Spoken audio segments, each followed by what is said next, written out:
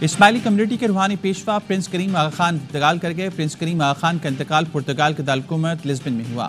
اعلامیے کے مطابق پرنس کریم آغا خان کا انتقال 88 سال کی عمر میں ہوا۔ مولانا شاہ کریم الحسینی اسماعیلی کمیونٹی کے 49ویں امام تھے۔ پرنس کریم آغا خان کا انتقال کے وقت اہل خانہ ان کے پاس موجود تھے۔ پرنس کریم آغا خان کے جانشین کی نامزدگی اسماعیلی روایات کے مطابق کر دی گئی۔ پرنس کریم آغا خان نے وصیت میں جانشین کو نامزد کیا تھا۔ جانشین کا اعلان اہل خانہ اور جماعت کے سینئر رہنماؤں کی موجودگی میں کیا جائے گا۔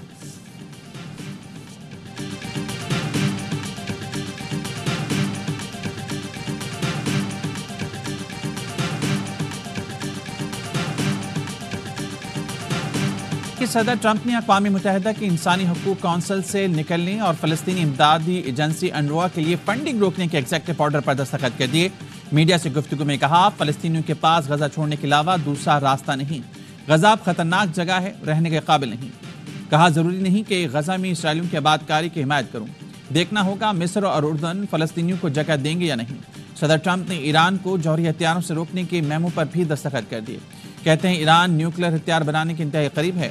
ایران نے حملہ کیا اور مجھے مارنے کی کوشش کی تو ایران کو مکمل تباہ کر دیا جائے گا۔ چین پر اضافی ٹیرف لگانے سے متعلق امریکی صدر کا کہنا تھا، چینی صدر سے مناسب وقت پر بات کریں گے اور اس کے لیے کوئی جلدی نہیں۔ چین اگر جوابی طور پر ٹیرف عائد کرتا ہے تو بھی ٹھیک ہے۔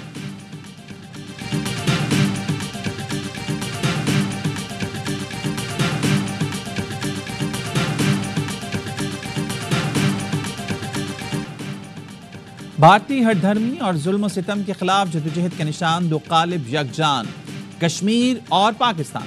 آزادی کشمیر کے عزم کی تجدید کا دن پاکستان سمیت دنیا بھر میں یوم یکجہتی کشمیر آج منایا جا رہا ہے۔ مقبوضہ کشمیر میں بھارت کے 7 دہائیوں سے جاری مظالم کے باوجود کشمیریوں کی جدوجہد رکی ہے نہ تھمی ہے۔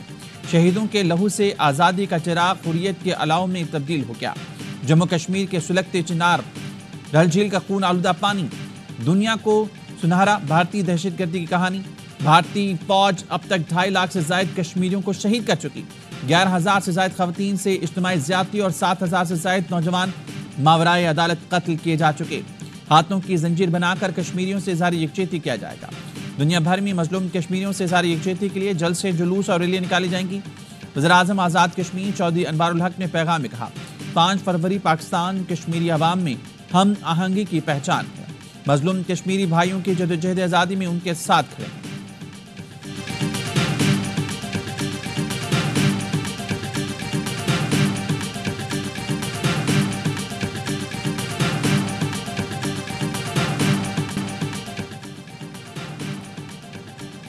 پاک فوج ملک کی خود مختاری اور سالمیت کے دفاع کے لیے پوری طرح تیار ہے۔ بھارتی فوج کے کھوکھلے بیانات ان کی بڑھتی ہوئی مایوسی کی نشاندہی کرتے ہیں۔ بیانات عالمی برادری کی توجہ بھارت کے اندرونی خلفشار سے ہٹانے کے لیے ہیں۔ کسی بھی مہم جوئی کا پاکستان مکمل طاقت کے ساتھ جواب دے گا۔ آرمی چیف کا 267ویں کور کمانڈرز کانفرنس میں اظہار خیال، کہا، عسکری قیادت قوم کو درپیش چیلنج سے مکمل طور پر آگاہ ہے۔ عوامی حمایت سے آئینی ذمہ داریاں پوری کرنے کے لیے پرعزم ہیں۔ فورم کا یوم یکجہتی کشمیر کے موقع پر پرعزم کشمیریوں کے ساتھ اظہار یکجہتی۔ شرکا کانفرنس کا کشمیری عوام کے حق خود ارادیت کی جدوجہد میں پاکستان کی غیر متزلزل حمایت کا اعادہ۔ بھارتی فوجی قیادت کے اشتعال انگیز بیانات کا سخت نوٹس۔ ایل او سی اور ورکنگ باؤنڈری کے ساتھ موجودہ صورتحال پر تبادلہ خیال۔ فورم نے زور دیا کہ عبوری افغان حکومت فتنۃ الخوارج کی موجودگی سے انکار کے بجائے ٹھوس اور عملی اقدامات کرے۔ امن و استحکام کے لیے شہدائے افواج، اداروں اور شہریوں کی لازوال قربانیوں کو زبردست خراج عقیدت پیش کیا گیا۔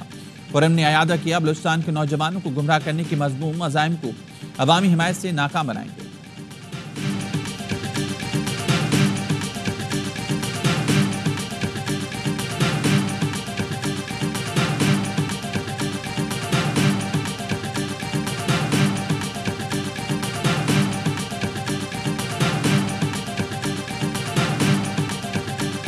قربانیاں رائے گاہ نہیں جائیں گی، دہشت گردی کو پھر سے ختم کریں گے، وزیراعظم شہباز شریف نے عزم دہرا دیا۔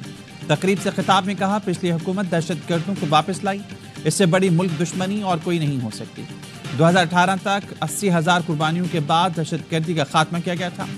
کوئٹہ میں زخمی جوانوں سے ملاقات کی، ان کے حوصلے بلند تھے۔ تقریب میں شاندار گیت گایا گیا، جو محفوظ دھرتی ہے اس کے پیچھے وردی ہے۔ تقریب میں وزیراعظم نے اوورسیز پاکستانیوں کو خراج تحسین پیش کیا، کہا اوورسیز کے پیسوں سے قومی خزانے کو فائدہ ہوتا ہے۔ اوورسیز کی محنت سے ترسیلات زر میں 30% اضافہ ہوا۔ وزیراعظم نے وفاقی کابینہ اجلاس میں مہنگائی 2% آنے پر قوم کو مبارکباد دی۔ کہا یوٹیلیٹی سٹورز کے بغیر رمضان پیکج لا رہی ہیں تاکہ کرپشن نہ ہو۔ زرعی ٹیکس وقت کی ضرورت ہے، دائرہ کار صوبوں تک پھیلا دیا۔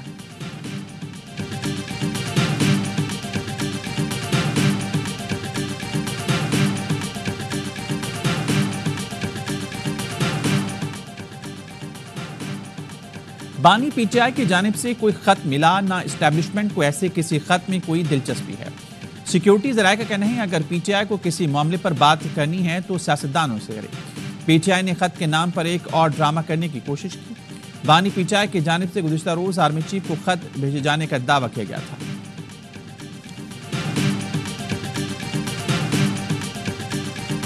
خان صاحب نے کل اوپنلی کہا ہے جیل میں چیف آف آرمی اسٹاف کو لیٹر لکھا ہے، میں نے پرسنلی اس لیٹر کو ابھی تک دیکھا نہیں ہے، پڑھا نہیں ہے، لیکن ہمارا کوئی رابطہ نہیں ہے۔ ایک میٹنگ کا جس کا میں ذکر کر چکا ہوں کہ ایک میٹنگ ہماری ہوئی تھی، وہ لا اینڈ آرڈر سچویشن میں تھی اور پولیٹیکل ڈسکشن نہیں۔ بانی نے گزشتہ روز خط کے مندرجات خود صحافیوں کو بتائے۔ انہوں نے کہا پاک فوج کے ملک کے لیے بڑی قربانیاں ہیں۔ Chairman PTI barrister Gohar کہتے ہیں آرمی چیف سے ملاقات میں سیکیورٹی امور پر گفتگو ہوئی تھی، اس میں کوئی سیاسی بات نہیں ہوئی۔ پی ٹی آئی پرامن احتجاج کا سلسلہ جاری رکھے گی۔ شبلی افراز کہتے ہیں دہشت گردی سمیت دیگر منفی سرگرمیاں بڑھنے سے بانی پی ٹی آئی پریشان ہیں، انہیں ملک کی فکر ہے۔ بحیثیت قومی لیڈر خط لکھا، سیاسی عدم استحکام سے ملک پیچھے جا رہا ہے۔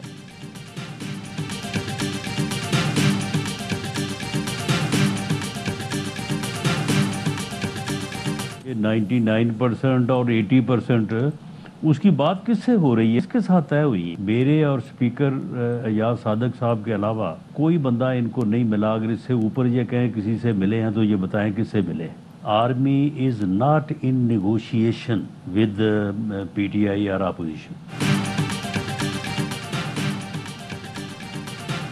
فوج پی ٹی آئی کے ساتھ بالکل بھی مذاکرات میں شامل نہیں۔ بانی پی ٹی آئی نے خط لکھا، اس سے ظاہر ہوتا ہے کہ کوئی بات چیت نہیں ہو رہی۔ علی امین گنڈاپور سے پوچھیں کہ 80% باتیں کس طرح سے طے ہوئی ہیں۔ وزیراعظم کے مشیر رانا ثناءاللہ کے پروگرام خبر میں گفتگو کہا گنڈاپور نے جب وابڈہ دفاتر پر حملہ کیا تب ان کا اور محسن نقوی کا رابطہ ہوا۔ وفاقی حکومت ایکشن کرنا چاہتی تھی۔ علی امین کی محسن نقوی اور اویس لغاری سے ملاقات کے بعد کارروائی نہ ہوئی۔ علی امین گنڈاپور شاید انہی رابطوں کو آج بیان کر رہی ہیں۔ علی امین گنڈاپور نام لے کر بتائیں کس سے بات ہوئی۔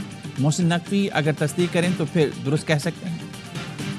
یہ جو لوگ ہیں نا اصل میں جو بھی پارٹی کے سامنے آپ کو منسلک کر لیتا ہے، اس کے بعد وہ ایسے کوئی بیانات دیتا ہے یا ایسی کوئی حرکت کرتا ہے جس سے پارٹی کو نقصان ہوتا ہے، تو حسیب کا سانپ بھی ہوا نا، تو یہ تو ہر پارٹی میں ہوتے ہیں، ہماری وجہ تھوڑا زیادہ ہو گئے ہیں، یہ فرق ہے۔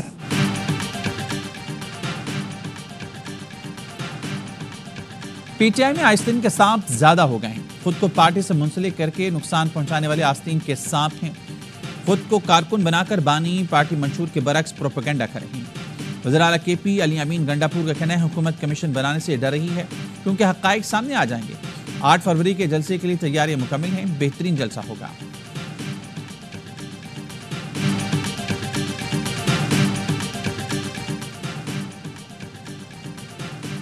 جسٹس سرفراز ڈوگر کو اسلام آباد ہائی کورٹ کا سینئر پیونی جج بنانے پر 5 ججز نے سینیورٹی کا معاملہ پھر اٹھا دیا۔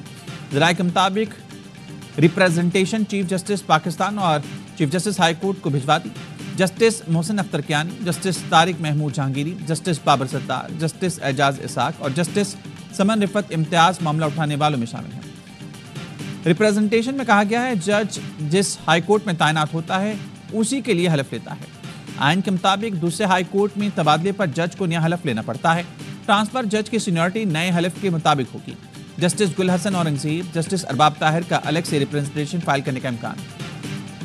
اسلام آباد ہائی کورٹ کے justice Sarfraz Dogar, A T C اور احتساب عدالتوں کے انتظامی جج تعینات۔ جسٹس گل حسن اورنگزیب کی جگہ justice Azam Khan district courts waste کے انتظامی جج تعینات۔ جسٹس ارباب محمد طاہر ایف آئی اے کورٹس کے انتظامی جج تعینات۔ چیف جسٹس عامر فاروق کی منظوری کے بعد آفس آرڈر جاری۔ انتظامی تبدیلیاں اسلام آباد ہائی کورٹ میں 3 ججز کے تبادلے کے بعد کی گئی۔ اسلام آباد کی ٹریفک میں بہت زیادہ کشادگی آئے گی اور لوگوں کو بہت سہولت ملے گی، ان کا वक्त बचेगा। मैं भरपूर खराज तहसीन पेश करना चाहता हूँ मोहसिन नकवी साहब को, उन्होंने यकीनन यहाँ पे इस्लामाबाद में पंजाब स्पीड को मोहसिन स्पीड में बदल दिया है। पंजाब स्पीड मोहसिन स्पीड में बदल गई है। वज़ीर-ए-आज़म शहबाज शरीफ का वज़ीर दाखिला मोहसिन नकवी को खराज तहसीन जिना स्क्वायर मंसूबे के इफ्तिताह पर खिताब में कहा, मोहसिन नकवी और उनकी टीम ने बर्क रफ्तारी, जिम्मेदारी और फर्शनासी से 72 रोज़ में मंसूबा मुकम्मल किया। मोहसिन नकवी की काविशों से पिछले रिकॉर्ड्स में इजाफा हो रहा है। मंसूबे से इस्लामाबाद के ट्रैफिक में कुशादगी आएगी और लोगों को सहूलत मिलेगी। इस्लामाबाद को खूबसूरत बनाकर पाकिस्तान के लिए मिसाल बना दें। दाखिला मोहसिन नकवी ने कहा, F9 फ्लाई ओवर भी 10 से 12 दिन में मुकम्मल हो जाएगा।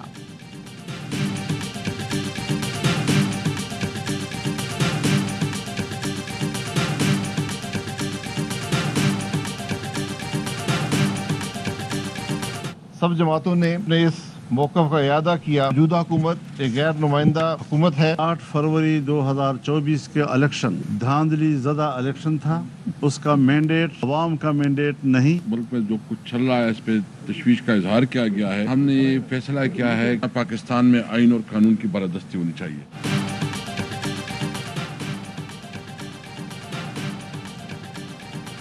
मुत्तहिदा अपोजिशन का मुल्क में फौरी इंतखाबात का मुतालबा, हुकूमत मुस्ताफ़ी होकर फौरी इलेक्शन का ऐलान करे।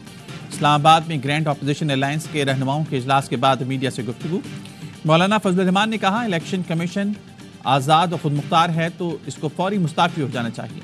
असद कैसर का कहना था, इजलास में मुल्क की सूरत हाल पर तशवीश का इजहार किया गया। मुल्क में आईनी हकूक़ के लिए जदोजहद जारी रखेंगे।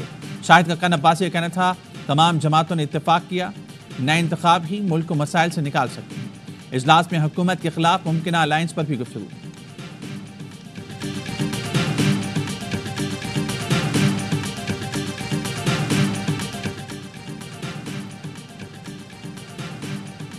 सदर मुमलिकत आसिफ जरदारी सरकारी दौरे पर बीजिंग पहुंच गए। चीनी वजीर खजाना, पाकिस्तानी सफीर, पाकिस्तान में चीनी सफीर ने इस्तकबाल किया। सदर मुमलिकत का दौरा ताल्लुकात मजीद मजबूत बनाने, दो तरफा इक़्तिसादी और तिजारती ताउन मजीद बढ़ाने में किरदार अदा करेगा।